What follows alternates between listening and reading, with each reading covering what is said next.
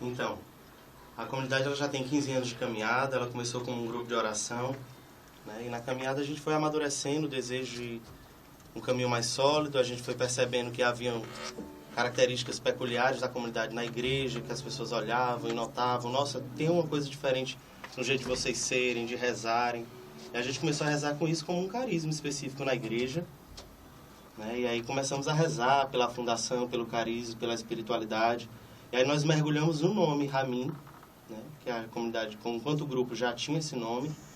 E aí nós encontramos na encíclica de João Paulo II, Divos e Misericórdia, né? Toda a inspiração de Deus para aquele que é o nosso chamado. Né? Nossa espiritualidade ela é fundamentada na parábola do Pai Amoroso, Lucas 15, 11. Né? Então nós temos um itinerário de espiritualidade para se tornar o Pai na igreja, para acolher. E temos como missão trabalhar junto do cuidado dos líderes, cuidar do cuidador. Né? A igreja tem um trabalho de liderança muito necessário.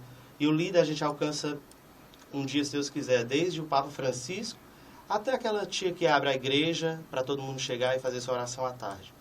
Né? Todo mundo faz esse trabalho de liderança, a gente está assistindo. Somos a comunidade com um grupo de oração, já temos consagrados, postulantes. Estamos nesse trabalho vocacional esse ano, já até acompanhando as pessoas por carta, um vocacional por carta, porque nós temos uma missão lá no Paraná. Vamos fazer um trabalho de evangelização agora no Macapá, também recebemos o convite. Macapá, sim. Né? Então nós estamos... É um desafio, né? É sempre um desafio, mas eis-nos aqui, envia-nos. Né? É o tema da Jornada Mundial, é o tema da campanha da fraternidade, e a gente está assumindo isso com muita ousadia e coragem e joelho no chão. Edgar, fala um pouco pra gente, né, da acolhida, que eu acho que essa questão da acolhida é muito importante para que o cristão permaneça na igreja, né? Essa questão de você acolher, informar. Fala um pouquinho pra gente. A acolhida, ela é literalmente o primeiro passo de evangelização. Né? O João Paulo II ele é baluarte da nossa comunidade, a gente aprende com ele que é preciso falar de Deus só depois. É preciso que a gente anuncie Deus primeiro e só fale que falamos de Deus se alguém perguntar. E a acolhida, e nós conversamos isso na adoração que fizemos com os jovens da jornada, eles estarão na jornada, talvez não saibam falar outra língua e percam a chance de evangelizar, porque não sabem falar a mesma língua. Então é preciso que a gente esteja pronto para acolher. Um abraço que seja um abraço divino, um olhar que seja um olhar divino, um sorriso que seja um sorriso divino, sem precisar dizer que eu estou aqui falando de Jesus. Está claro no abraço, na acolhida, no corpo que te olha por inteiro. Né? Aquele olhar que te vê por inteiro sem te perguntar nada, aquele olhar do pai que recebeu o filho sem cobrar nada. E na igreja, ela é um espaço, a gente fala isso muito na comunidade, que as pessoas elas vêm geralmente necessitadas de alguma coisa. Né? No texto da Misericórdia foi falado isso, eu estava ali na igreja e ouvi eles dizendo isso. As pessoas vêm atrás de algo, mas elas só ficam por um algo a mais. Né? Então assim, eu não posso chegar exigindo nada de quem está vindo precisando de alguma coisa.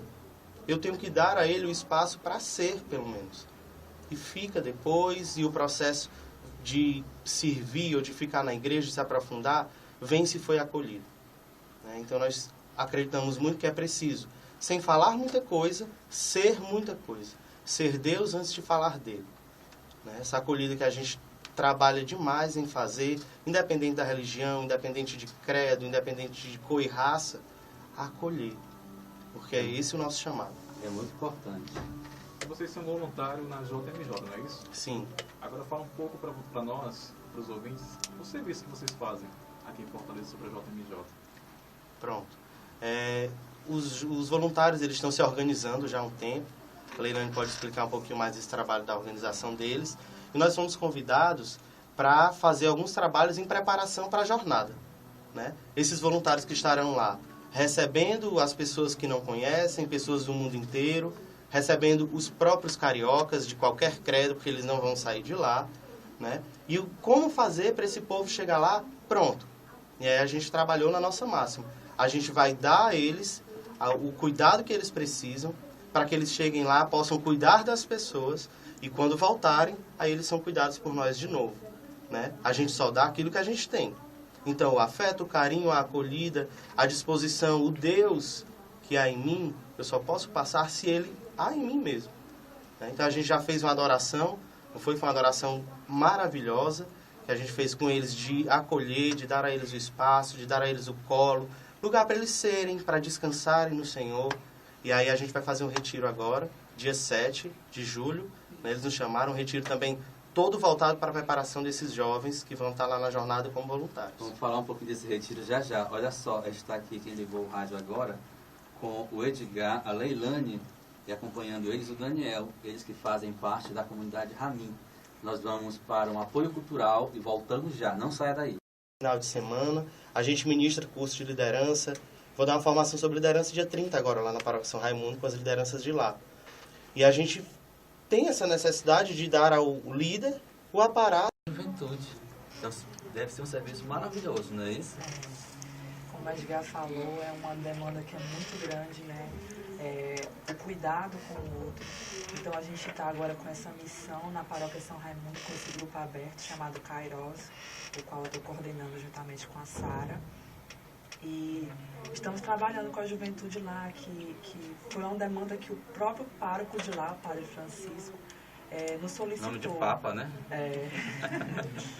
Ele nos solicitou, né, que havia essa necessidade de haver um grupo de oração que acolhesse todos os jovens que participam da coordenação, seja da Crisma ou de outros pastorais. Então, nosso serviço ele tá sendo muito bacana, apesar de algumas dificuldades, né, que são naturais, normais. Nós estamos continuando, né, com esse serviço. E foi através desse nosso carisma, do cuidado, que houve esse encontro com a necessidade dos voluntários da jornada aqui do Ceará. Como a Edgar falou da adoração que a gente teve dia 9 desse mês, houve essa ideia da gente proporcionar um momento em que nós, voluntários que estamos sempre a serviço, né, desde que a gente se encontrou, também pudéssemos ser servidos, né, beber para depois dar de beber. Então, a proposta dessa adoração foi que ninguém trabalhasse, ninguém dos voluntários, né, só a comunidade Ramin que entrasse com a parte de serviço, de ministrar a oração. A parte do Ministério de Música foi com o Ministério SPX, lá da paróquia do Pio X. Então, a proposta do retiro que nós vamos ter dia 7, lá na Casa Inaciana no Mundubim, também vai ser essa, que nós voluntários não trabalhemos, mas sejamos serviços para que nós possamos estar preenchidos para poder servir na jornada em julho. E a Jornada Mundial está chegando aí. Isso. Como é que está a preparação por lá? A gente está muito ansioso e trabalhando demais, né? Então, não paramos de trabalhar. Sempre tem alguma missão, seja na Casa de Nazaré, que a gente fez um momento lá com as mães, ou no La Torre de Melo, na Madre Paulina, que é um orfanato. A gente está sempre procurando serviço, né? E é algo que tem nos fortalecido demais, tanto espiritualmente, mas também com os laços entre nós mesmos voluntários. E a gente está se programando agora para a nossa missa de envio, que vai ser dia 11/7, lá na Paróquia Bom Jesus dos Aflitos, com o Dom Rosalvo. Quem quiser participar, sinta-se convidado. Vai ser às 19 horas. E já aproveito para poder também fazer o convite para dia 23, domingo agora, a gente vai fazer um momento de luau da juventude. Para todos aqueles que querem participar, mesmo aqueles que não vão para a jornada. A gente vai estar lá no anfiteatro da Beira-Mar, fazendo esse momento com a juventude a partir das 18h30. Vai ser bem bacana. É sim. Edgar, fala um pouquinho pra gente sobre esse serviço com a liderança de grupos e movimentos na comunidade.